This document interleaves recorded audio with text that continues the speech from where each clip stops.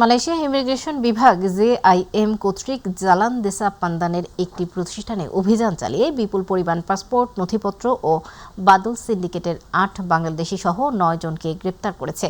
বৃহস্পতিবার দেশটির রাষ্ট্রীয় সংবাদ সংস্থা এই তথ্য জানিয়েছে। প্রতিনিধি আশরাফুল মামুন জানান, ২৬ থেকে ৬১ বছর বয়সী মোট ৯ জনকে আটক করা হয়েছে, যার মধ্যে ৮ জন বাংলাদেশি পুরুষ এবং একজন ইন্দোনেশিয়ান মহিলা রয়েছে। এ সময় ২০টি বাংলাদেশি পাসপোর্ট, ২২টি ইন্দোনেশিয়ান পাসপোর্ট, ৫টি পাকিস্তানি পাসপোর্ট ও একটি ভারতীয় পাসপোর্ট জব্দ করা হয়েছে। এছাড়াও বিদেশি কর্মীদের ৪৯৭টি আই কার্ড, সিআইডিবি ও নগদ ১৩,০০০ রিঙ্গিত সহ বিভিন্ন সরঞ্জাম উদ্ধার করা হয়েছে। বাংলাদেশ সহ ৩৫টি দেশের অংশগ্রহণে টেক্সট ওয়ার্ল্ড প্যারিস ২০২৬ শেষ হয়েছে। এবার ইপিবির সমন্বয়ে ১৯টি বাংলাদেশি প্রতিষ্ঠান টেক্সট ওয়ার্ল্ডে অংশ নিয়েছে। এছাড়া নিজস্ব উদ্যোগেও আরও ১৩টি প্রতিষ্ঠান সরাসরি প্রদর্শনীতে অংশগ্রহণ করেছে। প্রতিনিধি বাদল পাল জানান, প্যারিসের লো বুর্জে এলাকার পার্ক দে এক্সপোজিশনে আয়োজিত প্রদর্শনীর হল ৩-এ অবস্থিত বাংলাদেশ প্যাভিলিয়নের আনুষ্ঠানিক উদ্বোধন করেন ফ্রান্সে নিযুক্ত বাংলাদেশের রাষ্ট্রদূত ও ইউনেস্কোতে বাংলাদেশের স্থায়ী প্রতিনিধি খন্দকার এম তালহা। এ সময় প্যারিসস্থ বাংলাদেশ দূতাবাসের কর্মকর্তাবৃন্দ, বাণিজ্য মন্ত্রণালয় এবং রপ্তানি উন্নয়ন ব্যুরোর প্রতিনিধিরা উপস্থিত ছিলেন।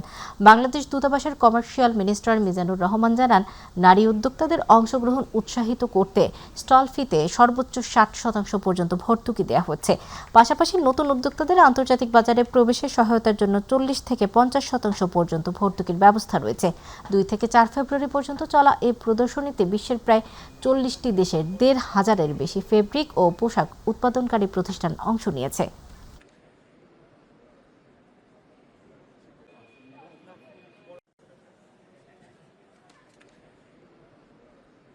ফ্রান্সে বসবাসরত সিলেট ১ সংসদীয় আসনের নাগরিকদের নিয়ে দেশনেত্রী বেগম খালেদা জিয়ার রুহের মাগফিরাত কামনা ও সিলেট ১ আসনের বিএনপি মনোনীত সংসদ সদস্য পদপ্রার্থী খন্দকার আব্দুল মুক্তাদির এর সমর্থনে প্যারিসে পার্শ্ববর্তী ওভারভিলিয়ের একটি অভিজাত রেস্টুরেন্টে প্রচারণা সভার আয়োজন করা হয়। প্রতিনিধি বাদল পাল জানান, সিলেট মহানগর ছাত্রদলের সাবেক যুগ্ম সম্পাদক লিটন কুমার দাস নান্টুর সভাপতিত্বে ও মির্জা খালেদ, জুবের আহমেদ এবং ওয়াদুদ আহমেদ বাপ্পির যৌথ পরিচালনায় অনুষ্ঠানে পবিত্র কোরআন থেকে তিলাওয়াত করেন নাজমুল হক। সভায় স্বাগত বক্তব্য রাখেন প্যারিস মহানগর যুবদল নেতা গিয়াস আল মামুন। ভার্চুয়ালি প্রধান অতিথির বক্তব্য রাখেন সিলেট ১ আসনের বিএনপি মনোনীত ধানের শীষের প্রার্থী খন্দকার আব্দুল মুক্তাদির। এ সময় বক্তব্য রাখেন জুনাইদ আহমেদ, ইকবাল হোসেন আলী, আলতাফুর রহমান, নাসিম আহমেদ, কবি রুবেল আহমেদ, মোজাম্মেল আলী, মনোয়ার হোসেন মুজাহিদ, শেখ শামসুদ্দিন, শামসুল প্রমুখ।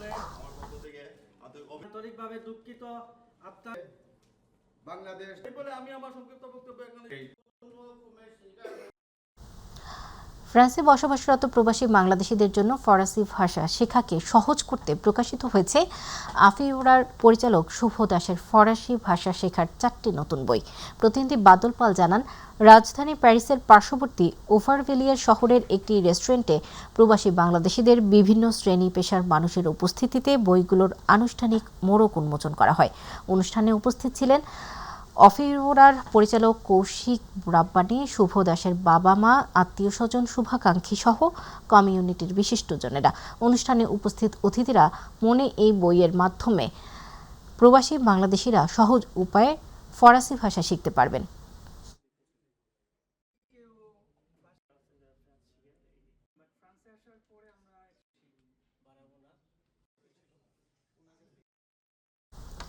সৌদি আরবে ২ দিনের ব্যবধানে ২ জন বাংলাদেশিকে খুন করা হয়েছে। সৌদি আরবের জেদ্দা থেকে প্রায় ৫০ কিলোমিটার দূরের শহর মুজ্জামা নামক স্থানের একটি তেলের পাম্পে পরিচ্ছন্ন কর্মী ইরশাদকে কর্মস্থলে এসে ধারালো ছুরি দিয়ে আঘাত করে খুন করে এক সৌদি নাগরিক। প্রতিনিধি আব্দুল হালিম নিহন জানান, জেদ্দা পুলিশ এই ঘটনার ১০ মিনিটের মধ্যে সে খুনিকে গ্রেপ্তার করেছে।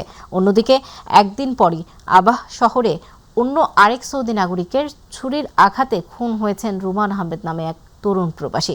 রুমান মাত্র ৩ মাস হয়েছিল সৌদি আরব গিয়েছে। রুমানকে আঘাত করার ঠিক আগ মুহূর্তে ওই ব্যক্তি সেখানকার ২ বাংলাদেশি দোকানদারকে ছুরি দিয়ে আঘাত করে, যারা বর্তমানে হাসপাতালে চিকিৎসাধীন আছেন। নিহত এরশাদের বাড়ি চট্টগ্রাম এবং রুমান আহমেদের বাড়ি সিলেট।